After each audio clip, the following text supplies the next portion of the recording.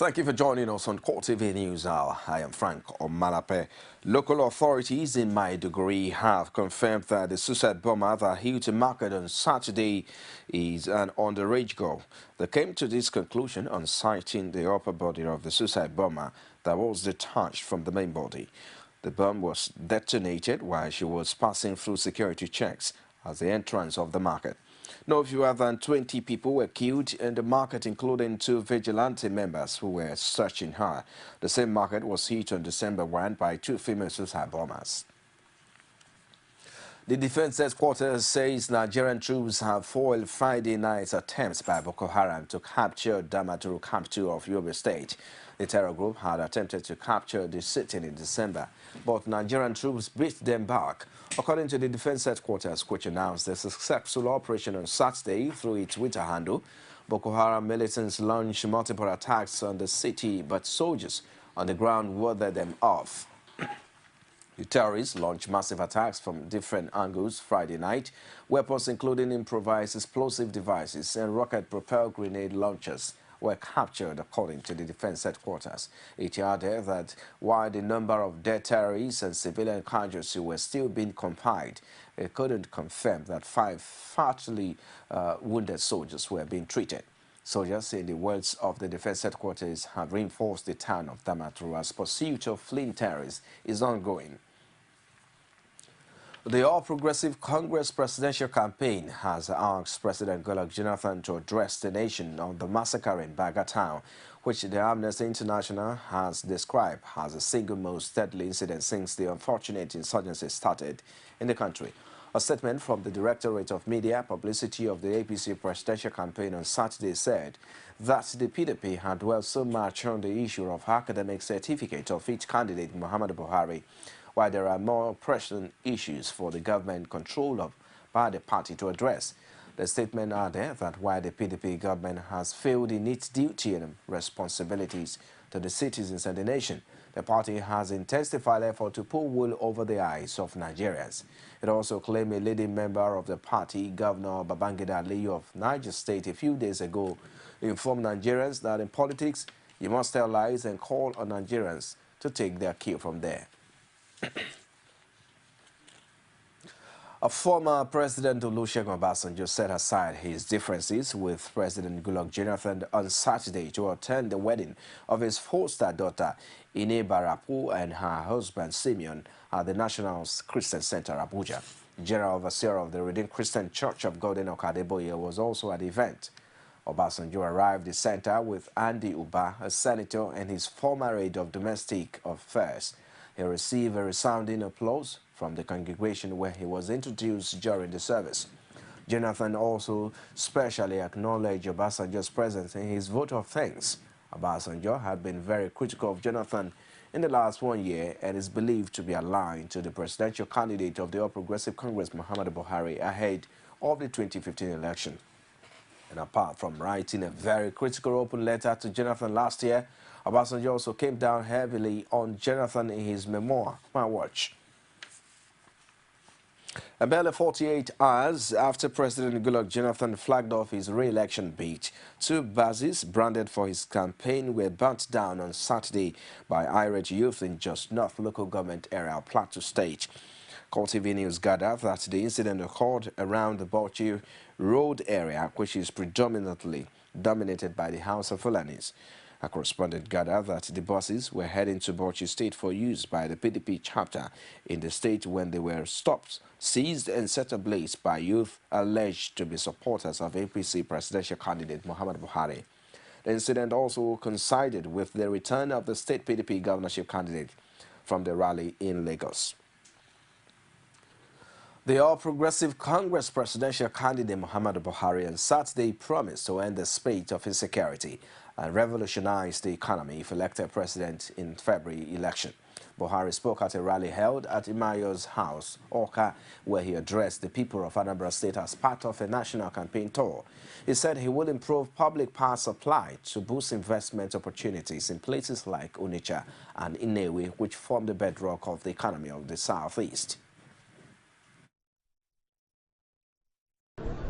We intend, as a party, firstly to secure the country and then efficiently manage it.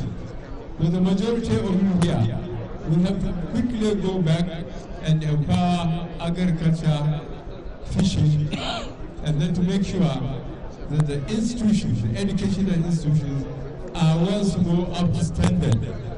There are classrooms, there are equipment, and there are qualified teachers. We also intend to make sure that the infrastructure is improved dramatically, especially power. Imo State Governor Rochas Okorocha, who also addressed the rally, debunked insinuation by some Buhari's opponents that he planned to make Islam a state religion when he becomes president.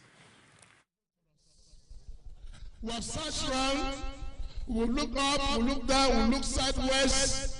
We are looking for who can help our nation. Now, the way we chose our candidate and why we decided as Southeast to support the candidate is by checking off a track record. Today, we have reviewed all the presidential candidates and we have found out there's one man amongst them who is distinguished in both conduct and character. A man of history. A man whose name is synonymous with war against indiscipline.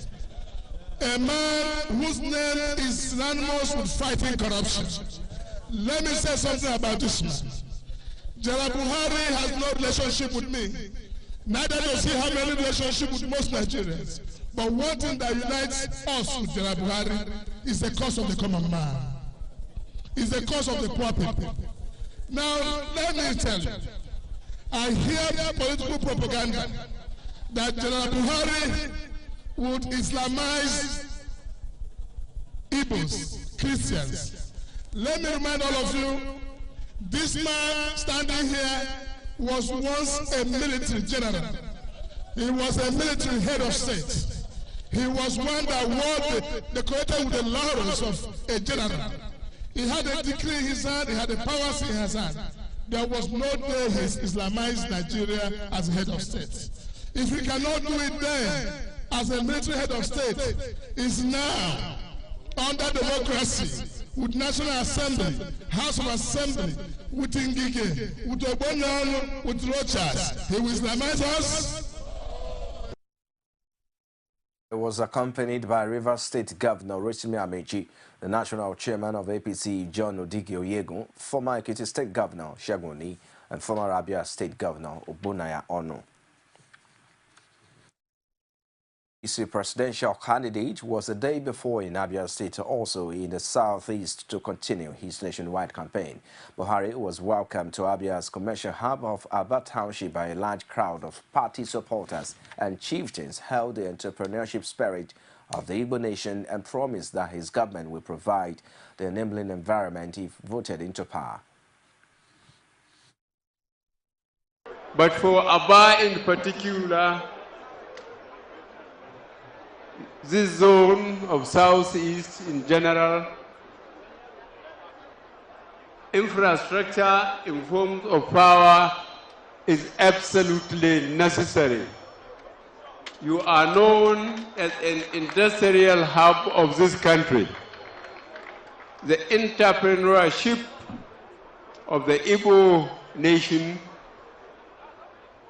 is not in doubt, not only in Nigeria, but even outside Nigeria.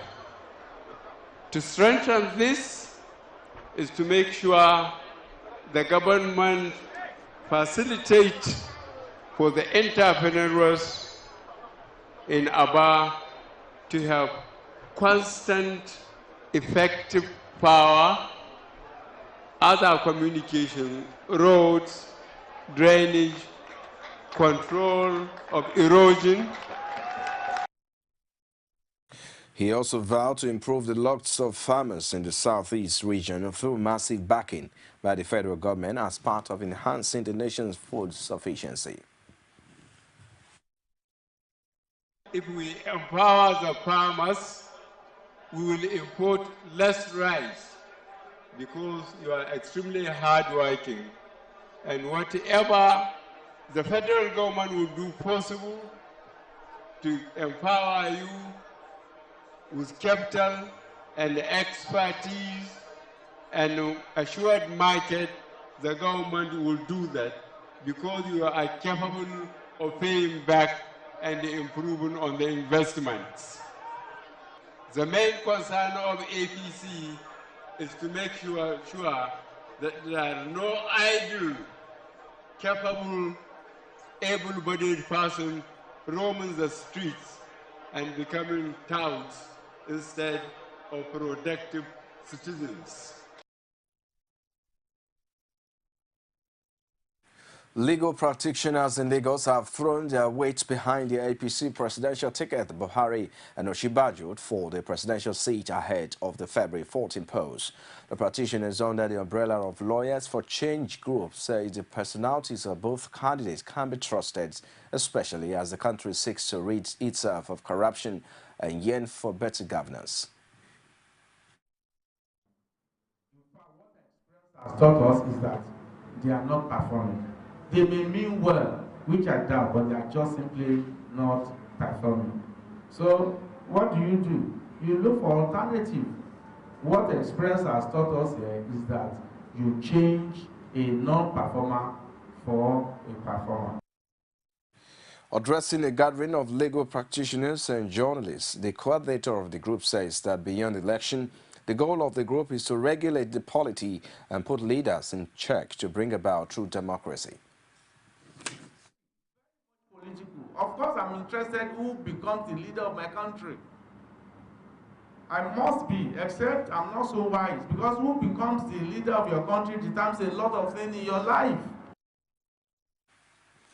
The gathering also decried the performance of the Independent National Electoral Commission as one not betting for a democratic country like Nigeria. You're watching CoreTV News on the hour. We'll take a break shortly. We'll be back with more stories. You join us again. Every day, every hour, and every minute, news break in Nigeria. Things happen so fast, it's most times difficult to track and comprehend them.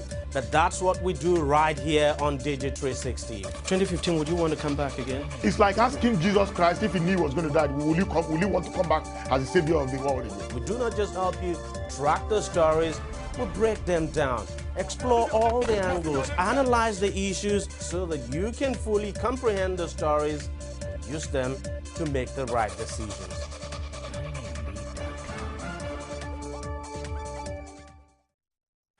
If you just joined us, this is CoreTV News on the hour, broadcasting live from our studios here in Lagos, Nigeria. For more information, you can reach us on our social media platforms. It's facebook.com/CoreTV News. You can also follow us at CoreTV News NG. And for our previous news production, log on to youtube.com/CoreTV, leave a space, then news. The dust raised by the assassination attempt on the factional speaker and leader of the APC lawmakers in Ekiti State House of Assembly, Adewale Omiri, is here to settle. In a new twist, the APC lawmakers accused the State Commissioner of Police of taking side with Governor Ayodele Fauci to ignore petitions sent to him. The APC lawmakers also accused Fauci of stopping their salaries and using the police to protect their PDP colleagues. The governor and the police, however, denied the accusations in this report by correspondent Rashid.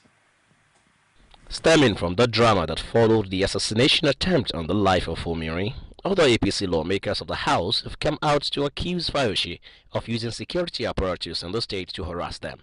The governor's spokesperson, Ido Adelusi, however, described the APC lawmakers as jokers. Fauci told us in the last meeting that we had with him that if he decides to support those 7 that day, that 7 would turn out to become the majority with the support of the police and army and every power that he has. And that is what we are currently witnessing. It is not true. The governor had only appealed to them to cooperate with him in the interest of Ekiti State. The APC lawmakers also accused the Ekiti State Police Commissioner Taiwo Lakanu of complicity by sweeping their petitions under the carpet, an accusation denied by the state police boss. You will write, you will send it to me from whether from Lagos or Sokoto, you want me to investigate, and you will not complain that your matters are not being investigated. It's wrong. He claimed to have rescued the Speaker of the State House of Assembly. Why didn't the Commissioner of Police bring out that particular petition for discussion between him and the Speaker? Lekanu takes a swipe at the APC lawmakers for rebuffing all offers of protection by the police, as well as moves to come and defend their petitions. The APC lawmakers, however, disagreed with the State Police Commissioner. We have written to him, and we strongly believe that the only thing he's supposed to do is just to go there and dislodge this element. Those who are away, it's not my problem. Some of them will write petitions from wherever they are, and they expect me to investigate. The petitions are not connected that way. We have always been in Ado-Ekiti, and we will continue to be in Ado-Ekiti. But what they want to achieve, we are not going to give it to them. Beyond this, the APC lawmakers and Fayoshe are also at loggerheads over their unpaid salaries. Now that I'm talking to you, honorable members have not been collecting salaries from the APC, 19 of us.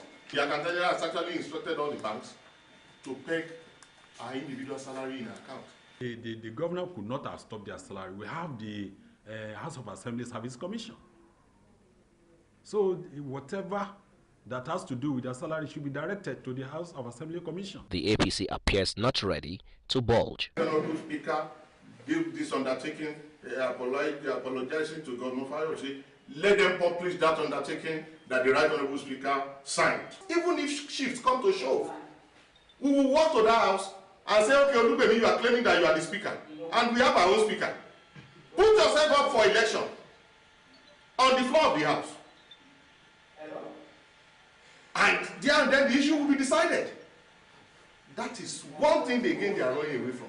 The crisis rocking the Ekiti State House of Assembly may not end anytime soon, going by the new development. Rashid, CoreTV News, Ado-Ekiti.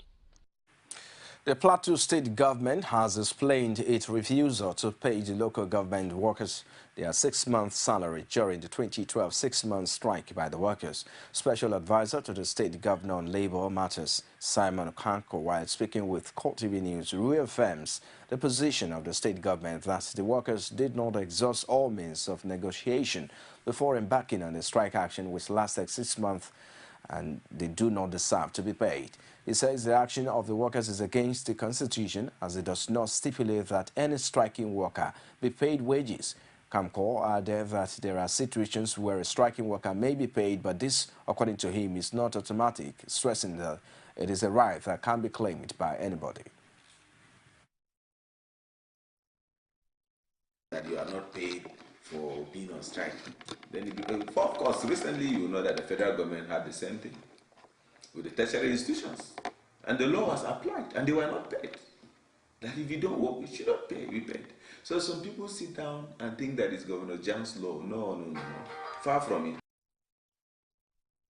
Kamko says workers must be told that their pay is not free, but something they must work for. Salary. Which salary are they on? During the strike period. During the strike period, we told them clearly that when you do not work, you're not supposed to be paid. This is not the position of Governor John Adebijam. No, it is the position of the law. And I'm a lawyer. There are laws, workers' laws, that provide that every worker is supposed to put in his best on daily basis in his workplace. And it is expected that you are paid your wages at the end of the month as a result of what you've done within that month. Kwankwo, who is a lawyer, advises workers in the country to stop being confrontational with the government. Definitely the law that says they should not be paid will apply. There are situations whereby workers will take the government to court because government prevented, assuming they lock the office, we lock this gate now. They say we don't want any worker here. It is assumed that by the end of the month, he will come and ask for his salary because he didn't refuse to come. He was by the gate and you refused him entrance to work. So in the same manner, if the worker carry his tool and say, look, I'm down tooling, he's also saying that I'm not ready to be paid at the end of the month. Now, the other points you must understand, and a lot of Plateau people need to know that, and even workers worldwide, is that you are expected You are expected to work for the salary you earn. And even those of us, the holy books also mention that.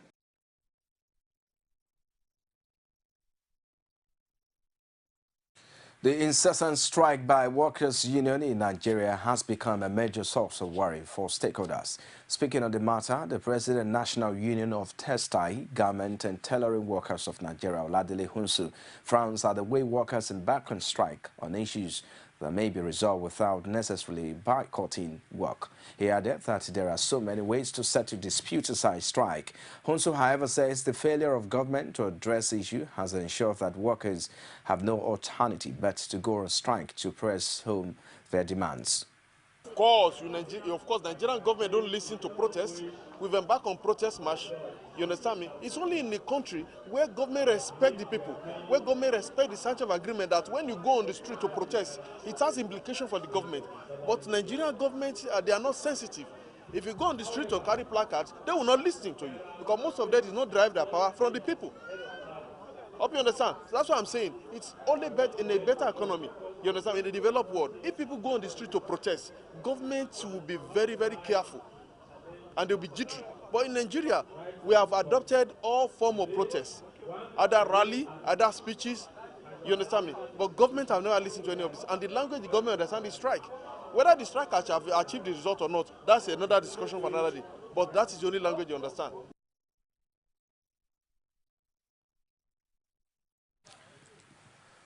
In what he described as a fulfillment of part of his electoral promises, a member of the House of Representatives, Bamidele Fakparusi, has given out scholarships and bursaries to students within his constituency in the Ekiti South Federal constituency of Ekiti State. The lawmaker was seeking another term on the platform of the All Progressive Congress while speaking at the Ode Ekiti venue of the ceremony. Says the scholarships and bursaries are vital to help in securing the future of the youth in the constituency. Some of the beneficiaries also thanked the lawmaker for the kind gesture. Our students, they are the future of tomorrow. They are future, and it's our responsibility as leaders to take care of them, to help them secure that future, to help them nurture that future. The bursary and the X scholarship is in furtherance to that, to help them to nurture their future, to support them in their education endeavor. Leaders also for the assistance to all the students. And there is a saying in law, which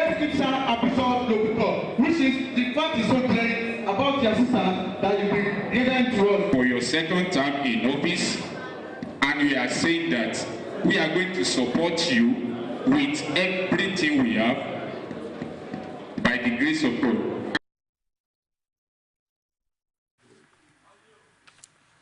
It's still CoreTV News on the hour. We'll take another break now. I'll be back shortly with more stories outside Nigeria. Stay with us.